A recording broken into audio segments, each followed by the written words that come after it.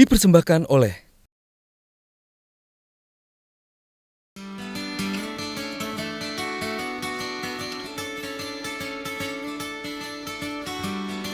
Selanjutnya, ada tempat penangkaran rusa dan ekowisata tanaman mangrove yang wajib dikunjungi wisatawan.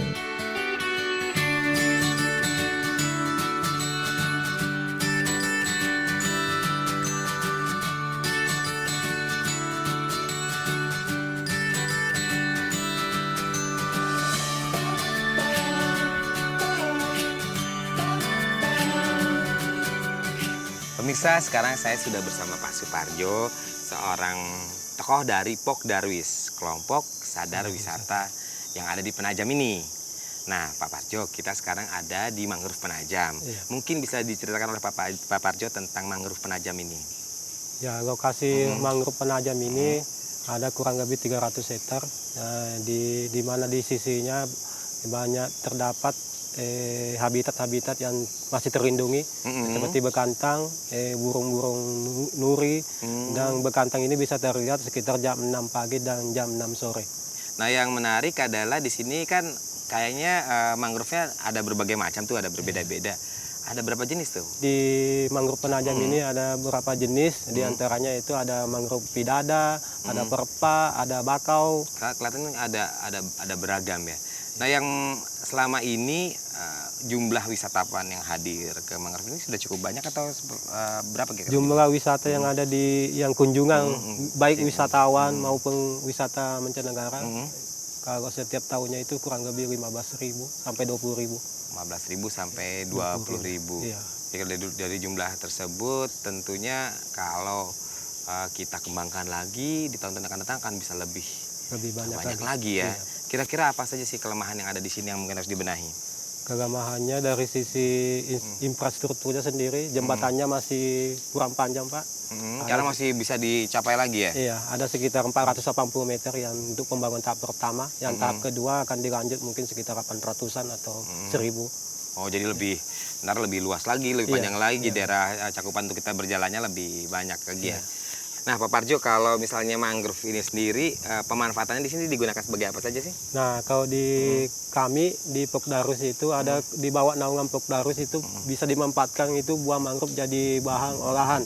Itu cara kerjanya gimana ini? Dibuat seperti apa? Dikeringkan kah atau? Ya, memetik buah api-api itu jenis bakaunya api-api. Kalau kita keringkan itu Dikeringkan dulu. dikeringkan dulu, baru kita tumbuk itu buah api-api, jadikan tepung. Nah, dari bahan tepung itu bisa kita buat semacam kayak buah bolu, kue bolu, cimi-cimi. Oh, jadi cimi-cimi pun membuatnya hampir sama dengan kue bolu. Jadi setelah dikeringkan jadi tepung, baru dibuat. Ada bentuknya yang ada jadi kerupuk atau jadi bolu. Ada proses. Ada prosesnya ya. Kalau melihat taman mangrove ini ya, Mangrove Penajam, kira-kira seberapa jauh potensinya dan telah membantu masyarakat sekitar potensi ekonominya?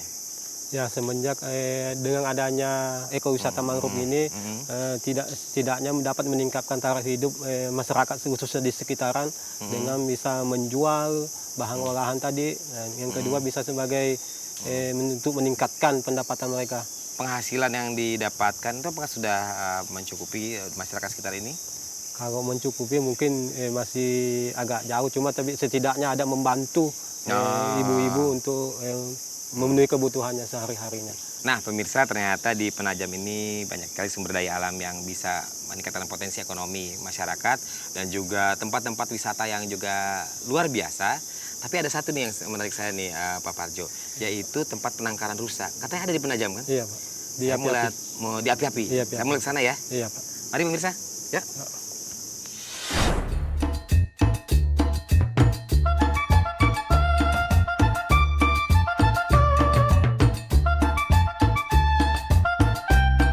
Assalamualaikum Pak Jumaidi. Waalaikumsalam. Wah, ini sekarang lagi ngasih makan rusanya ya? Iya, Pak. Biasanya jam berapa aja tuh makannya? Biasanya kalau pagi jam 8. Jam 8. Kalau sore itu sekitar jam 2-an. Jam 2-an, jam 8, jam 2, selalu bolak-balik itu. Iya.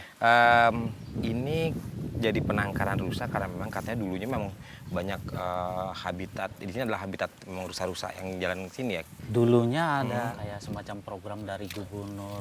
Jadi hampir Satu tahun itu perburuan liar Pak. Semua, 5.000 ekor. Iya, di Kaltim. Di Kaltim setahun. Jadi Iya. akhirnya Makanya dibuatkan penangkaran. penangkaran ini. Iya. Kalau dari fungsi penangkaran ini selain memang ya untuk menjaga kelestarian dari satwa langka seperti rusa yang bertanduk seperti ini, sebenarnya apa yang menjadi tujuan utama dari pemerintah Provinsi Kaltim atau juga memang ada tujuan-tujuan khusus lainnya? Pertama sih budidaya. Mm. Tujuannya budidaya agar tidak tidak punah. punah. Nah, yang kedua sekarang bisa dimanfaatkan dari hasil rusa itu sendiri. Jadi kayak semacam sumber PAD, pendapatan daerah. Pendapat daerah ya. Jadi tempat-tempat wisata juga ya, Iya, orang wisata untuk juga. datang ke sini. Kan ada aturan untuk tidak boleh misalnya memotongnya atau ya. Tapi kan kalau misalnya didiamkan aja panjang itu libidonya kan makin besar. Iya. Yang saya tahu ya. Iya. Terus biasanya suka berantem. Kalau berantem ntar kalau ada yang mati satu malah kita populasi berkurang. Iya, kalau Atau dipisahkan atau gimana caranya kayak gitu? biasanya pemotongan, Pak. Oh, Ada pemotongan tanduk tadi. Oh, Yang tua, iya. itu dibenarkan ya, dibolehkan? Yang penting tidak membunuh. Oh, tidak Iya, membunuh. yang membunuh. Kan tidak. Dan kalau dipotong itu nanti dia tumbuh lagi nggak? Kalau dipotong yang tua, Hmm. dia tidak akan tumbuh lagi. Cuma nanti tinggal jatuh. Karena kan ada kayak siklusnya, ada waktunya. ya. Oh. Tiap tahun jatuh. Tapi kalau yang muda dia akan tumbuh lagi. Iya, yang muda akan Akan tumbuh. tumbuh lagi. Dan saya dengar nih itu si tanduknya itu bisa jadi obat, benar nggak sih Pak? Iya, benar. Itu obat apa aja tuh manfaatnya? Kayak semacam ini suplemen. Oh, suplemen Iya. ya, kayak vitamin Iya, ya vitamin. untuk kesehatan, Iya, benar. untuk menjaga stamina atau apa gitu Iya, ya. benar. Selama ini apakah itu dilakukan oleh penangkaran sendiri atau memang ada ya perusahaan farmasi atau yang membuat obat itu? Kita masih mengurus izinnya. Lagi ngurus izinnya, Iya, izinnya. ke BPOM dan sebagainya Iya, tentunya. benar. Semoga ini memang benar-benar memberi manfaat untuk kesehatan masyarakat Indonesia juga ya. Iya, benar. Selain jadi manfaat untuk yang pariwisata, Benar. juga pelestarian Iya. dan PAD-nya juga pasti bertambah dan juga punya manfaat lain selain dari tadi pelestarian tadi. Iya. Dari populasinya, Iya. sekarang ini ada berapa di sini? Populasinya sekarang sampai ini 180. Oh, 180. 180 ekor.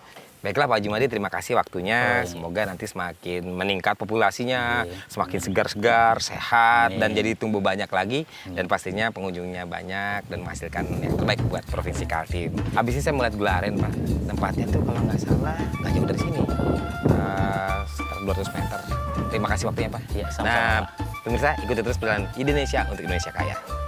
Mari Pak.